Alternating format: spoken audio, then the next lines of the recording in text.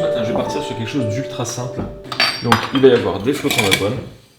Je vais finir la confiture de banane, la compote, parce que il y a moyen que ça commence à être vieux. Ça paraît jaune orangé, c'est parce que le seuil est juste rasant.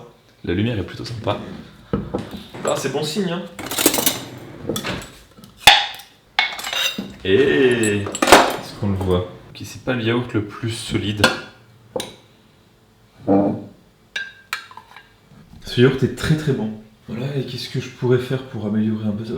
C'est un peu, je vais rajouter un peu d'eau, c'est pas fou, mais bon bah ça ira ça. Et histoire de faire un petit peu d'ASMR. C'est tellement chelou ce truc. Donc là, 7h45, je vais bientôt aller au marché. Mais là, je suis en train de faire le montage de la vidéo de jeudi dernier. Enfin, d'aujourd'hui. Hein. Voilà, sur le moment, je sais. Voilà, à l'heure actuelle, je suis en train de monter vraiment la partie recette. J'ai pas encore fait l'intro, la conclusion, je l'ai fait à la fin généralement. Pour voir s'il n'y a pas des choses qui manquent ou pour clarifier certains points.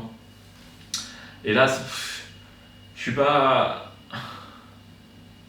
J'ai pas l'impression d'avoir vraiment bien fait le défi. En plus, c'est la première vidéo, j'aurais aimé bien faire et tout, mais là, bon. Je vais voir si à la fin du montage c'est mieux, mais pour l'instant, je suis pas. Pourquoi? Bah, ça. Bravo les justifications, hein.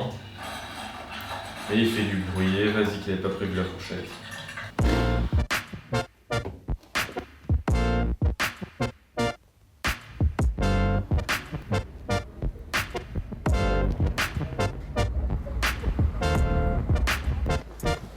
Et donc voici comment transformer 2 € en plusieurs kilos de fruits et légumes. Après, je suis conscient que c'est pas que c'est un peu facile parce que j'ai un marché à côté, parce qu'ils font les paniers, que c'est abîmé, faut enlever des morceaux, donc c'est ce que je vais faire tout de suite pour garder ce qui est bon. Et à côté de ça, limite les légumes d'une ratatouille. Hein. Donc il y avait aussi une courgette ronde et une courgette normale, en plus de poivrons. Là, il y a pas mal de poivrons verts. Donc là, je pense qu'on a facilement 2 kg de fruits parés. Au pire, je suis assez large, il me reste facile 3 € pour être en dessous de 25. Je fais les comptes un peu tous les jours. Je pense que je vais en congeler une partie. Il me reste ça de semoule. Je saigne ou c'est du... Non, c'est du poivron. Donc ça, je vais pas tout faire, mais les 2 tiers. Et là, vous me sentez sûrement arriver un petit peu de sel. Et on va se faire les bibis en faisant des pâtes maison. Donc là, j'avais déjà fait les pains. Et ben, la base, c'est un peu la même. Les mêmes ingrédients. Oui, j'aurais pu prendre de la semoule fine. Surtout que jusqu'à présent, la façon dont j'utilise la semoule, c'est de la semoule fine, ça aurait été plus approprié. Mais je me suis dit, l'été, on va peut-être faire un petit taboulé. Et donc c'est bien d'avoir la grosse. Et j'allais pas prendre un petit peu de chaque, je me dis autant augmenter le défi. En plus, je crois que la semoule moyenne est moins chère. Après 20 minutes de travail acharné, on obtient une pâte qui est plutôt pas mal. Voilà, on va laisser reposer ça un petit peu, je finis mon montage. Bon, j'ai déjà fait des pâtes plusieurs fois. Hein. Des pâtes à la semoule aussi, donc rien de complètement nouveau. Bon, celles-là, elles sont un peu rugueuses. Hein. C'est pas de la semoule fine. Donc faut pas trop appuyer. Oui, j'aurais pu faire avec la farine, j'ai tenté, mais bon. Ce qui est bien avec cette forme rugueuse, c'est que ça va bien intégrer la sauce. Je pense que je vais essayer d'en faire sécher, au moins pour tester à l'air libre. Donc ce que je vais faire, c'est que je vais prendre mes deux étages de déshydrateur. Et ça, je vais mettre ça sur le balcon. Là, au moins les oiseaux viendront pas, j'espère. On va voir si ça peut sécher. Vu les températures qu'il fait, il y a moyen. Pour la sauce, pour les pâtes, il me reste de la sauce tomate. Hein, et même quasiment 2 pots. Courgettes que j'ai achetées ce matin, j'aimerais bien faire... Voilà. Des genres de spaghettis de courgettes. Heureusement, elle est encore assez ferme. Avec ce super économe. Merci à ma grand-mère de m'avoir montré le délire parce que c'est pas mal. Mais il y aura comme ça, il n'y aura pas que des courgettes parce que juste des pâtes de courgettes, ça tient bien au corps, mais sans plus quand même. Un petit peu d'huile, un petit peu de poivre, les cubes de courgettes. Et par-dessus, je vais faire fondre les tagliatelles de courgettes. Voilà, bam! 2 petites choses. Déjà, c'est plutôt joli hein, comme résultat. Ça sent bon, hein, ça va, je rajoute quelques herbes à la fin peut-être, ça commence à épaissir, mais justement pour épaissir un petit peu plus, je vais rajouter les pâtes qui ont cuit. Par contre, je crois que je les ai un peu trop longtemps, mais il y a moyen que l'amidon des pâtes fasse un petit peu épaissir la sauce. La semoule fine, ça marche mieux quand même que la grosse semoule. Voilà, à le tenter, faites-le avec la semoule fine, ça ira mieux. Hein. Et un petit peu de basilic du balcon. Là, honnêtement, ces assiettes sont vraiment grandes. Voilà, du brocoli, quelques pois chiches et un petit peu de pesto. Bon, on passe à table, hein. Ça manquerait un poil de sel quand même. Et on sent le piquant qui est pas mal du... Voilà, petite pointe de sel qui fera pas de mal. Et ça a le goût de à quoi ça ressemble. Les pâtes sont un peu trop cuites, c'est un petit peu du texture de polenta. C'est bon, hein. On n'a pas forcément le plaisir des pâtes.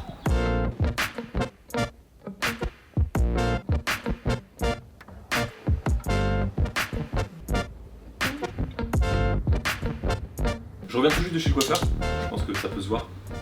J'avais un petit creux. Je mange directement ma poêle puisque j'en aurais besoin tout à l'heure. Et à l'instant, quasiment, à quelques minutes près, pas de là tout de suite, hein, j'ai croisé un abonné en faisant des petites emplettes, seulement qui n'ont pas été productives, mais là je digresse, qui m'a reconnu. Voilà, c'est le 4ème. Enchanté de l'avoir rencontré. Hein, si y en a d'autres qui me voient, n'hésitez pas à venir discuter, c'est toujours sympa. Donc il fait des études dans l'hôtellerie. Côté cuisine, je trouve ça fou qu'il regarde mes vidéos, sachant que en termes de cours de cuisine, c'est pas trop ça quoi. Mais bon, tant mieux. Hein. Dans le même magasin, j'ai aussi croisé une élève. Je finissais de monter de l'escalator, elle descendait, je l'ai croisée, elle m'a pas vu, voilà, tout simplement. Donc Anouk, voilà, au lieu de discuter avec tes copines et être complètement focus, regarde les gens autour peut-être, hein, non? Voilà, bonnes vacances. Pour la recette que j'espère être la recette phare de la journée, je vais commencer assez simplement en faisant farinéo pour faire des... un peu comme entre... c'est ni des feuilles de briques ni des pâtes philo, un autre truc du genre. J'avais déjà montré dans une autre vidéo, notamment pour les baklava. On va partir sur une tatin revisitée façon baklava. Enfin juste une tatin, mais au lieu de mettre une pâte feuilletée où il faudrait du beurre et pas mal de temps, là il fera juste du temps. Je pense que je dois être maso bien comme il faut. Parce que là, je suis en train de faire de la cuisine. Dehors, il fait plus de 30 degrés. Donc d'abord, les faire cuire avec de l'eau bouillante juste en dessous. Et après, au four. C'est pas assez... Ah, quoique. C'est mon côté artiste. Ah, c'est chaud!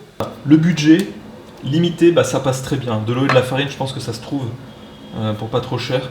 Un petit peu de sel. On serait au Moyen-Âge, ça coûterait plus cher. Mais non. Hashtag la dîme dans la gabelle. Un mélange d'huile et de sucre que je vais mettre ici entre chaque couche. Bon, ok, j'ai mis un petit peu d'huile de coco, mais genre quelques gouttes histoire qu'il y ait un petit goût sympa. J'ai pas compté dans le budget, mais chut, il faut pas le dire. Dans la série, on continue à faire la cuisine quand il fait 1500 degrés, au moins. Ici, dans une poêle à peu près chaude, je vais faire du caramel, que ça chauffe de manière pas uniforme. Bah, je pense que oui, là. Hein. J'ai un peu peur du choc thermique. Je veux que ça cuise tout doucement. Pendant qu'à côté ça a cuit, pourquoi pas ici se faire un petit milkshake avec de la banane que j'ai surgelé ce matin et le tout avec un petit peu de yaourt. Il est entre liquide et visqueux. C'est assez bizarre. J'en ferai autre chose de ce yaourt, mais pour l'instant, un petit milkshake s'impose et j'en fous de partout. Au moins qu'une fois, il y a une recette assez estivale. Je vais rajouter un petit peu d'eau parce que ça ne pourra pas mixer sinon. Bon, j'attends un petit peu que ça refroidisse, enfin que ça réchauffe. Et la texture est assez glace fondue. Oh là là là. Ça c'est bon, ça c'est ma boisson de l'été. Pas besoin de rajouter de sucre là, juste le fruit suffit. Ça c'est vraiment bon. Je sais pas si je suis net, mais en tout cas c'est super bon. Donc ici ça a plutôt bien compoté, j'arrête le feu et je mets les couches de pâte feuilletée. Enfin, admirer quand même. Côté pile poil, point de vue de la taille. Je crois qu'on a 50 centimes de fruits, même pas, on a 30 centimes de fruits. Et là-dessus, on a peut-être 30 centimes de produits. L'eau, je la compte pas. Allez, au four maintenant. Joli crash test, poivron farci en salé et sucré. J'arrive jamais à faire des miniatures qui aillent bien, mais bon. Toujours un petit stress quand même. Avant de publier la vidéo. Déjà, est-ce que ça va plaire? Est-ce que j'ai pas... Non, surtout d'abord, est-ce que j'ai pas foiré quelque chose? Est-ce que ça commence bien? Est-ce qu'il n'y a pas un écran noir au début? Est-ce que la fin, la musique, est-ce que j'ai pas coupé une bande son sans faire exprès? Commentaire. J'étais quasiment à jour. Il m'en restait 2 à répondre. Au Cali, il m'en restait 2. Donc là, il faisait encore des bulles il n'y a pas trop longtemps. Il y a quelque chose qui est bien feuilleté. Le compliqué, ça va être de le retourner sans trop qu'il se défasse. En tout cas, là, il est joli de ce côté. Voilà, dans un plat qui est pas sale mais qui est pas propre non plus. Ah! Je sens que c'est tombé, mais... Bon, il me reste à couvrir ça et à la porter parce que c'est pas pour moi tout seul.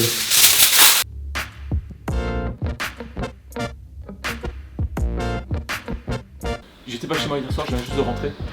Et ce petit clic que vous entendez toutes les 9 secondes, c'est les photos qui se prennent pour le timelapse que vous allez voir demain matin. Le gâteau que j'ai fait, le problème c'est que la pâte était un petit peu dure à couper. Ce que j'aurais dû faire, c'est comme pour les baklava, je pense, c'est pré-découper au-dessus. Une fois que j'ai posé la pâte, c'est pré-découpé en part ou autre chose après faire cuire, comme ça va peut-être mieux gonfler aussi. En tout cas, c'était bon, le goût était vraiment là. Le goût, c'était genre super. Et ça tenait plutôt bien. Hier soir aussi, vu que j'étais pas chez moi, j'ai fait un repas que je ne compterai pas, donc il faudra que j'en refasse un autre de plus pour finalement faire 21 repas. Il est 6h moins 10, donc je vais quand même aller me doucher parce que là, quoique ce qui est bien avec les cheveux courts, c'est que quand on se lève, ça passe. Ça, c'est plutôt bien. Et après, je vais avec une nouvelle journée.